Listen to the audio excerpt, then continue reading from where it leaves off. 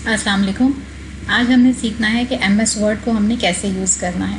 आप में से बहुत सारे लोग पहले से ही एमएस वर्ड से वाकिफ़ होंगे। मुझे उम्मीद है कि बहुत सा काम जो मैं करवाने लगी हूँ वो आपको शायद आता होगा।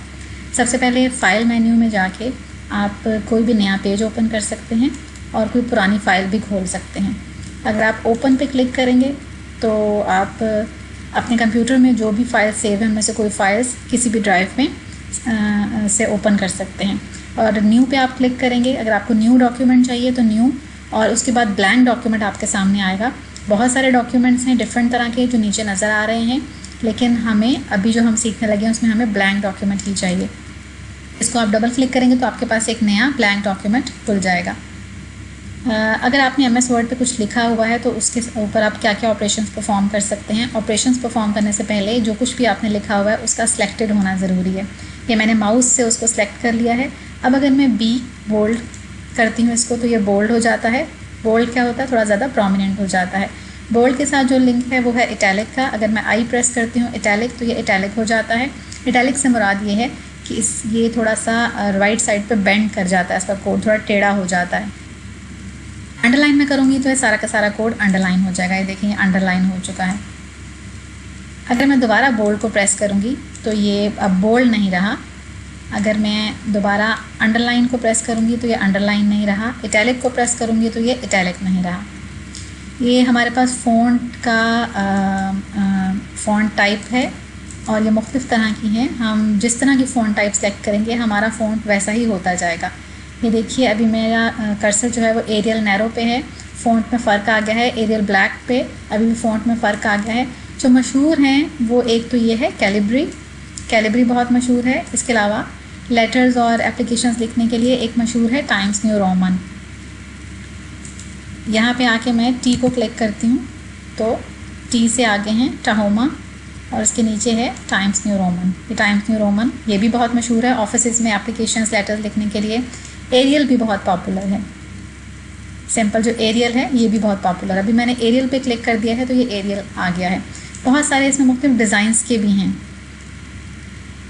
ना सिर्फ फ़ॉन्ट बदलता है बल्कि उसका लिखने का डिज़ाइन भी बदल जाता है। एरियल पे हम हैं और फ़ॉन्ट साइज़ हमारा है 11। अगर हम फ़ॉन्ट साइज़ को बढ़ाते जाएंगे तो देखें टेक्स्ट का साइज़ भी बढ़ता जाएगा। अगर हम फ़ॉन्ट साइज़ को कम करते जाएंगे तो टेक्स्ट का साइज़ भी कम होता जाएगा। नॉर्मली जो प्रैक्टिस की जाती है वो एरियल पे 10 साइज़ की और टाइम्स न्यू रोमन पे 12 साइज़ की प्रैक्टिस की जाती है। ये तो हमारा साइज़ है और ये हो गया हमारा फ़ॉन्ट टाइप, फ़ॉन्ट फेस। इसके साथ ये दो आपको ए नज़र आ रहे हैं। अगर आप ये प्रेस करेंगे और आपका जो डाटा है वो सिलेक्टेड है। फॉर एग्जांपल मैं ये लास्ट लाइन जो है इसको सिलेक्ट कर लेती हूँ सिर्फ। अगर मैं ये प्रेस करूँगी तो फ़ॉन्ट का जो साइज़ है वो बड़ा होता जाएगा। अगर इसके साथ वाला मैं प्रेस कर रही हूँ जिसमें ऊपर एक एरो नीचे की तरफ रुख करता हुआ नज़र आ रहा है आपको, अगर मैं इसको प्रेस करती हूँ तो आपका फ़ॉन्ट का साइज़ छोटा होता जाता है। कोई काम करने के लिए आप इनको यूज़ कर सकते हैं। ये हमारे पास उसके भी साथ हमारे पास एक और चीज़ है sentence case, lower case, upper case. अगर मैं अपर केस प्रेस कर देती हूँ तो सारा का सारा जो लिखा हुआ है ये आप देखिए अपर केस में कन्वर्ट हो गया।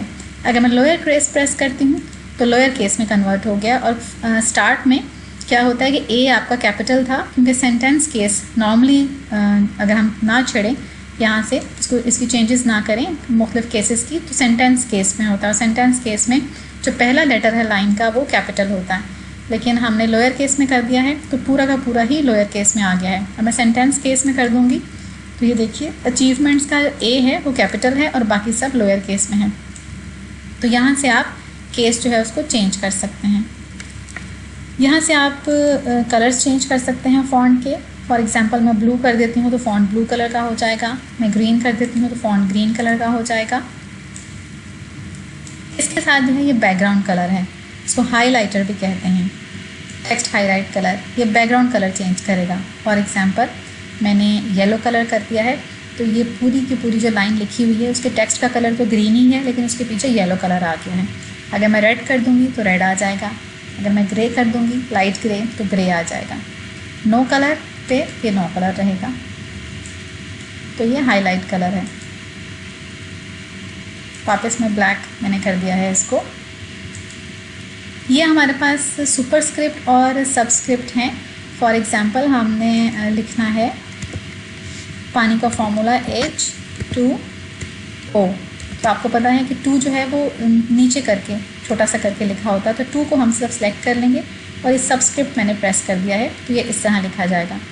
इस तरह अगर हम लिखना चाहते हैं 5⁻³ 3 जो है वो उसको 5 के टॉप पे होना चाहिए। 3 को हमने सेलेक्ट कर दिया और ऊपर हमने ये सुपरस्क्रिप्ट को क्लिक कर दिया, तो 3 ऊपर चला गया। ये है सुपरस्क्रिप्ट और ये है सबस्क्रिप्ट, तो ये दोनों इस तरह काम करते हैं। इसके बाद इसमें आ जाता है जस्टिफाई। मैं आपको बताती हूँ, पैराग्राफ को हमने सेलेक्ट कर लिया। ये पैराग्राफ कहीं से बाहर निकला हुआ है, कहीं से अंदर है। हम इसको जस्टिफाई करने से क्या होगा, बिल्कुल इक्वल सेट हो जाएगा। ये आपके पास जस्टिफाई का लिंक है और इसको मैं क्लिक कर रही हूँ, ये पूरा सेट हो गया। दोबारा मैं क्लिक करूँगी तो अभी जस्टिफाई नहीं रहा, ये मैंने इसको जस्टिफाई कर दिया है। कोई भी पैराग्राफ जो है उसको आप सेंटर अलाइन कर सकते हैं, उसको आप लेफ़्ट अलाइन कर सकते हैं। ये लेफ़्ट अलाइन को मैंने क्लिक किया है, ये मैंने सेंटर अलाइन को क्लिक किया है, ये मैंने राइट अलाइन को क्लिक किया है। अभी चूँकि पैराग्राफ बहुत फैला हुआ है तो अभी इतना पता नहीं चल रहा। अगर कम मटेरियल लिखा हुआ हो तो हम ज़्यादा इजीली व्यूएबल है कि कौन सी चीज़ सेंटर में जा रही है, कौन सी लेफ़्ट साइड पर, कौन सी राइट साइड पर है। मैं इसको वापस जस्टिफाई कर रही हूँ। तो ये लेफ़्ट अलाइन, ये सेंटर अलाइन और ये राइट अलाइन है हमारे पास। फॉर एग्जांपल मैं कहती हूँ कि ये H2O और 5⁻³ को राइट अलाइन कर दें, तो मैंने राइट अलाइन पे क्लिक किया और ये राइट साइड पर आ गए। अब हमारे पास हैं bullets and numbering. Bullets and numbering में क्या है, हमने यहाँ पे कर्सर रखा हुआ है और मैं कहती हूँ इसको अगर हम खोल लें तो हम कोई सी भी बुलेट जो है सेलेक्ट कर सकते हैं। मैं कहती हूँ इसको बुलेट आप लगा दें, तो ये बुलेट लग गई है। यहाँ एक लाइन ख़त्म हो रही है, फुल स्टॉप नज़र आ रहा है। अगर मैं चाहती हूँ यहाँ पे दूसरी बुलेट स्टार्ट हो जाए तो मैं कीबोर्ड से सिर्फ एंटर प्रेस करूँगी। एंटर प्रेस करने से क्या होगा, ऑटोमेटिकली, चूँकि पहले बुलेट थी तो उसने ऑटोमेटिकली बुलेट लगा दी।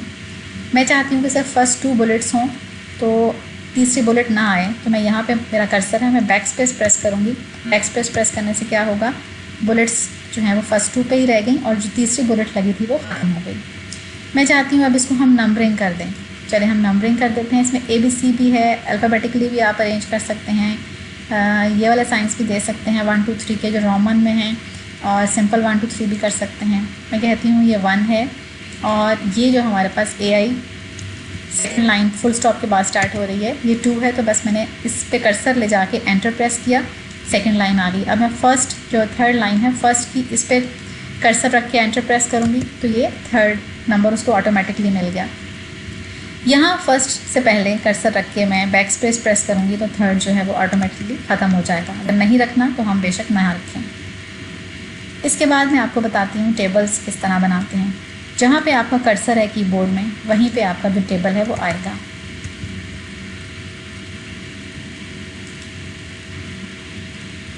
लेफ़्ट साइड पर हमें चाहिए टेबल।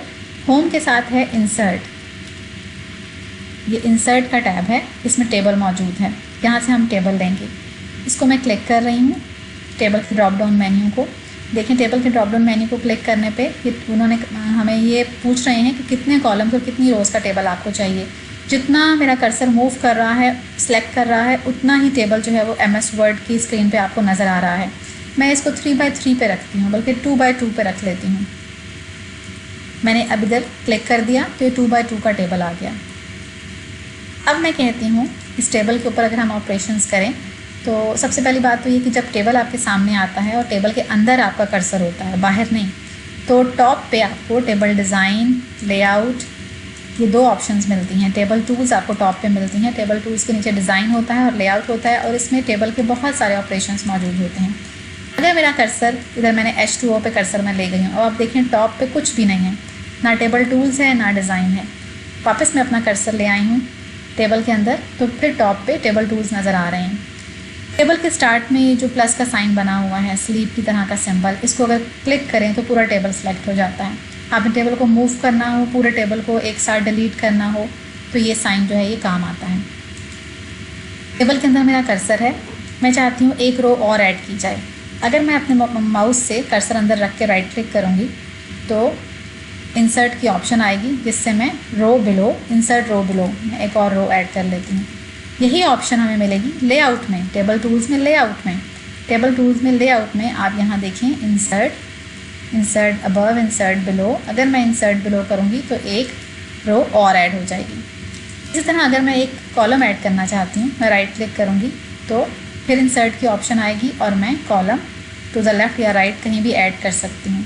और ऐसे ही अगर कॉलम ऐड करना है तो लेआउट में इंसर्ट राइट और लेफ़्ट मौजूद है। इंसर्ट राइट और लेफ़्ट कॉलम ऐड करता है, insert above and below row add करता है। मैं कहती हूँ इंसर्ट राइट, एक कॉलम उसके राइट पर और ऐड हो गया। मैं चाहती हूँ कि ये सेल्स सारे इकट्ठे मर्ज हो जाएं, क्योंकि जो जो इनकी डिटेल्स लिखी हुई हैं उनके सामने एक तस्वीर इस मर्ज्ड सेल में नज़र आ रही हो। तो मैं मर्ज करने के लिए इन तमाम सेल्स को इकट्ठा क्लिक करूँगी, सेलेक्ट करूँगी माउस से। उसके बाद अगर मैं राइट क्लिक करूँगी तो मेरे पास मर्ज सेल्स की ऑप्शन आ रही है। इसके अलावा ये ऑप्शन मुझे यहाँ पे भी मिल रही है। ये देखिए लेआउट में मर्ज सेल्स, सेल मर्ज हो गए हैं और अलग से डिवाइड नहीं रहे। अगर मैंने यहाँ कर्सर रखा है तो ऊपर मर्ज सेल्स की ऑप्शन जो है वो सोई हुई है, डिसेबल है, एनेबल नहीं है। जब तक एटलीस्ट 2 सेल, कोई से 2 सेल सेलेक्ट ना हो जाएं, चाहे वो राइट लेफ़्ट हों, चाहे वो 2 कॉलम्स के हों, एटलीस्ट 2, तब तक मर्ज सेल की ऑप्शन जो है वो एनेबल नहीं होती। क्योंकि मर्ज सेल की ऑप्शन तभी एनेबल होती है जब ये पता हो कि किन 2 सेल्स को या 3 या 4 सेल्स को हमने मर्ज करना है। मैं चाहती हूँ ये जो हमने मर्ज किए थे सेल्स, ये दोबारा स्प्लिट हो जाएं। स्प्लिट सेल की ऑप्शन मौजूद है, राइट क्लिक करने पे भी आएगी। मैं स्प्लिट सेल की ऑप्शन को क्लिक करती हूँ। Number of columns 1, number of rows मैं चाहती हूँ कि वही नंबर ऑफ़ रोज़ हमें वापस मिल जाएँ जो पहले थी। ये देखिए स्प्लिट सेल से हमें वापस मिल गई हैं। टेबल की रो का साइज़ कैसे बढ़ाते हैं? लेआउट में ऊपर हमारे पास साइज़ दिया हुआ है रो का। इसके अलावा हम राइट क्लिक करेंगे अगर टेबल के अंदर तो टेबल प्रॉपर्टीज़ के अंदर भी रो और कॉलम मौजूद है। इसमें रो की हाइट मौजूद है, कॉलम की भी विड्थ मौजूद है। रो की हाइट होती है ऊपर से नीचे, कॉलम की विड्थ होती है। मैं रो की हाइट पे अगर बढ़ाना चाहती हूँ तो ये ऐसे। अगर मैं पूरे टेबल की रो की हाइट बढ़ाना चाहती हूँ तो उसके लिए मुझे क्या करना होगा, टेबल को यहाँ से सिलेक्ट करना होगा कि पूरा टेबल सिलेक्ट हो जाए। अब मैं हाइट बढ़ाती हूँ। ये देखिए पूरे टेबल की इकट्ठी एक जितनी हाइट जो है वो बढ़ गई है रोज़ की। मैं कॉलम्स को अगर कम करना चाहती हूँ, टेबल्स को मैं यहाँ से सिलेक्ट करूँगी। कॉलम की जो विड्थ है वो कम हो रही है, ज़्यादा हो रही है। एक सिंगल कॉलम की विड्थ बढ़ाने के लिए हमें एक सिंगल कॉलम के अंदर कर्सर रखना है, पूरे टेबल को सिलेक्ट नहीं करना, तो वो कॉलम अकेला जो है वो बड़ा हो जाएगा।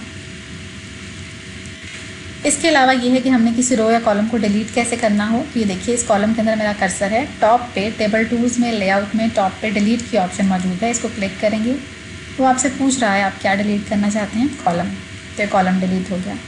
हम दरमियान से इस रो को डिलीट करना चाहते हैं, फिर हम डिलीट पे क्लिक करेंगे, डिलीट रो, तो दरमियान से एक रो जो है डिलीट हो गई। तो ये आपका फर्स्ट लेक्चर है MS वर्ड का। नेक्स्ट लेक्चर में हम पिक्चर पे काम करेंगे और बाकी चीज़ों की प्रैक्टिस करेंगे MS वर्ड में।